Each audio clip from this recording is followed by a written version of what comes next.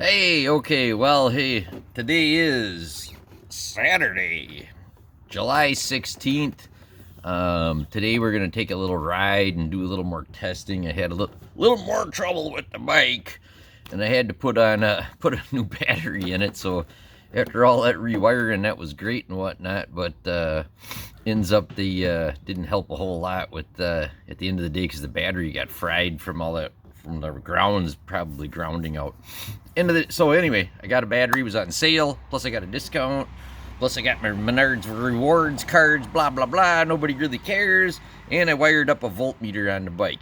I do have a walk around of this bike because I get a lot of people asking me about this bike.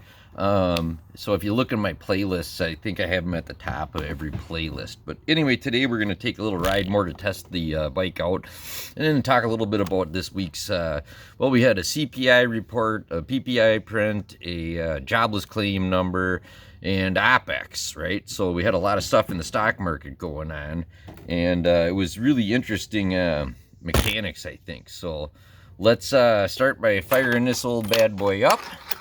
And I'm on my center stand. I finally figured out how to get this bike on the center stand, little skinny guy like me. Alright, here we go. Let's try not to tip it over getting off the center stand, right? Yeah, there we go. Perfect. Alright. Got my neighbor here getting her roof done. We had some hail too long ago, so I wonder if she had hail damage, because I saw the neighbor right down the road from me also had roof done last week. Anyway, so the first thing I wanted to talk about a little bit was the CPI report. It came in pretty hot. Actually 9.1%. I think the consensus estimate was 8.8%. Pretty hot, sorta. I think the market digested it well, but I also believe that the options expirations on Friday, and I also think Wednesday had an options expiration. That's if you're into stock market options, it's kind of more betting than it is actually buying and selling, in my opinion. But I see why people do it. It's a good way to do, you get quick money and stuff. So what happens though is when they, I think I mentioned this in one other video, when they buy puts betting the market will go down because of the bad print, the market makers have to buy the stock to hedge against that put, and so they actually drive the price up. So oddly, we saw some real interesting price action this week where the mornings would gap down, and then people would buy it back up. And I wouldn't even say people, I would say the mechanics of the market. And we talked a little bit about the institutional. I saw an institutional bar, and I'll put that on the video that's attached to this.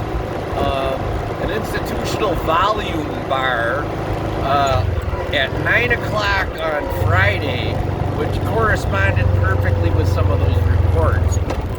Consumer sentiment, I believe, was especially an important one. I should have mentioned that in the beginning. That's an important one to watch too. None of these reports came in great. I would say none came in horrible though either. So a lot of people say stuff like, well, the stock market's, built that into the price. Yeah, maybe not. I've never been a big fan of, the stock market's all forward thinking. I think the stock market's pretty reactive, just like humans. Other than the algorithms that, just read what's going on and react like a computer.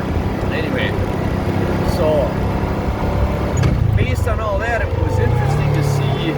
We had a nice rally on Friday. A little bit of a surprise, but again, I believe that had to do with option expirations on Friday. So I think next week we'll see the real tell in it all. And I do expect we have another leg down in the market. I think we ended up in the 3,800-ish, 3,800 almost exactly, almost. But anyway. So I'm driving around just testing this. I'm going to turn this new voltmeter on. It says I got 14.1 volts. I think that's good, right? It's almost too much volts.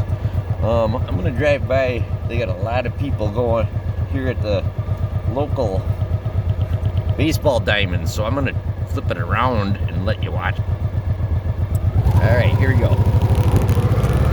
We're up in Ledgeview, Wisconsin. They got a park up here. It used to be always vacant. Then they put some soccer stuff up, and a lot of soccer kids came, soccer moms. And they put some baseball diamonds up, and now it's packed all the time. Oddly enough, believe it or not, this was a salvage yard at one time. All the guys got in the late 90s caught selling cocaine there, and well, guess what happened? They shut that all down pretty quick. And then the town ended up with it somehow, and the house actually we're looking directly at now is I believe the children of the people that own some of this land, and they really got screwed by the town, small town politics.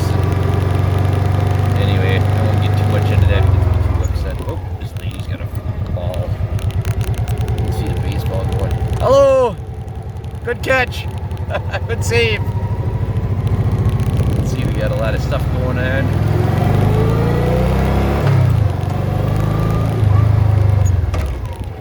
Well, there's the big excitement. There's a lot of cars here. I'm going to turn you back around once I get straightened out here. So anyway, we had a lot of people talking on the channel, the Seeking Alpha channel, which is, I'm a member of Reading the Market, which is Michael Kramer, not the Kramer you see on CNBC. Michael Kramer's his name. He moderates that. He moderates, you know, a lot of stuff that I'm involved with, and I've known him for a while now. Digitally, we've yet to meet. I've been trying to talk him into buying me a new bike. Mike, I need a new bike. This one's 32 years old. So maybe if you sponsor it, I'll put your stickers all over it. I will have his link in this video, so if you click below about the information and whatnot, I'll make sure to have his website on there where you can go check out his service. It's really awesome. I've been a member since, I'd say 2018, I think, 2018, 2019. And that's where I learned the stock market, literally. I didn't even know how to do a graph until then, or chart graphs, I should say, which is, you know, the tickers go up and down as the stock market goes up and then it goes down. Well, I graph all that and draw patterns trying to predict the future. And I've gotten pretty good at it. It was really watching a lot of Mike's stuff. Mike's a macro guy, so he looks at things like FX exchanges. He looks at, which is like foreign currency exchanges, FX. We look at a lot of things like the DAX, the German stock market, the Kospi, South Korean stock market. All those are tells for things that are leading indicators like the SMH, which is also known as smash mouth, or semiconductors, right? And guess where they make a lot of semiconductors? South Korea. So we got to pay attention to all that stuff in the currency exchanges. For example, right now the dollar is super high. If you look at the DXY, it's about 108, which is just a blow off top. Frankly, it's insane. When the dollar goes over 100, I think it's high. Actually, when the dollar is over like 93, I think it's high. So anyway, the interesting thing I've noticed is the gold is trading absolutely in the inverse of the dollar. So when that 108 buckles, gold, which is trading at about 1,700, I think maybe you dipped under a little, 1,680, 1,700, somewhere around there. I think that's going to pop, and not that that's cheap for gold. I don't think it is, but I think there's nowhere else for people to put money. So I think you're going to see more of that coming. By the way, I'm running about 17.4 volts on my voltmeter, which is probably about 3 volts too high.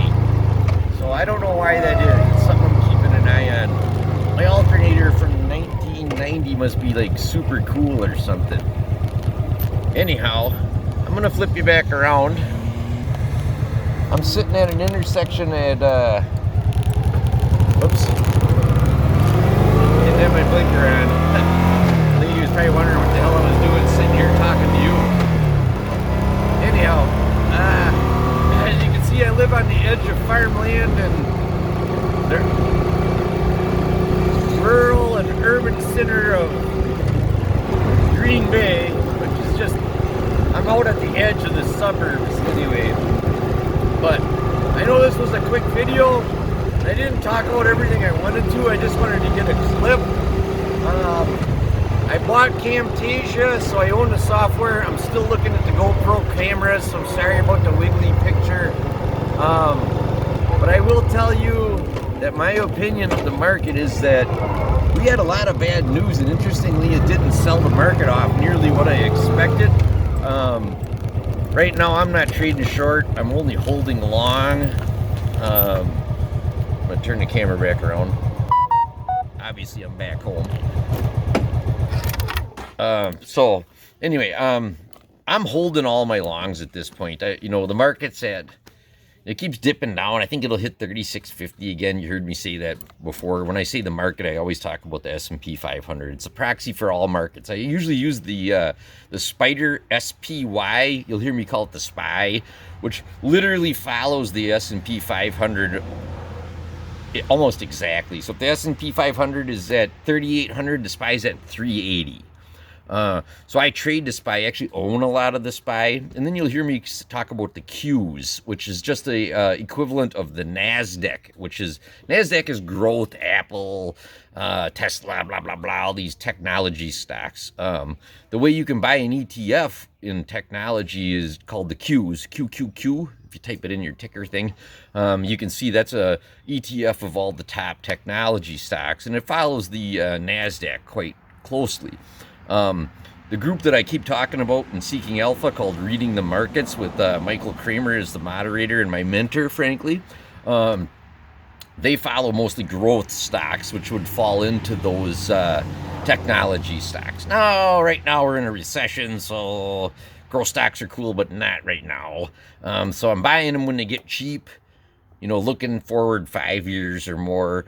But I'm also buying some things like consumer staples stuff. I bought Coca-Cola not too long ago. Really did well. I did buy some risk-on stuff, though, too, like Vaxart. They make some vaccines that are pill types instead of the shot. By the way, I just had my shingles vaccine, so my right arm's kind of sore. I don't know why. It was my booster. So if you're an anti-vaxxer, I'm sorry. I don't want shingles. My grandma had it. It was awful. So I'll take the chance that the vaccine might neuter me or whatever you people are worried about. Crazy effers.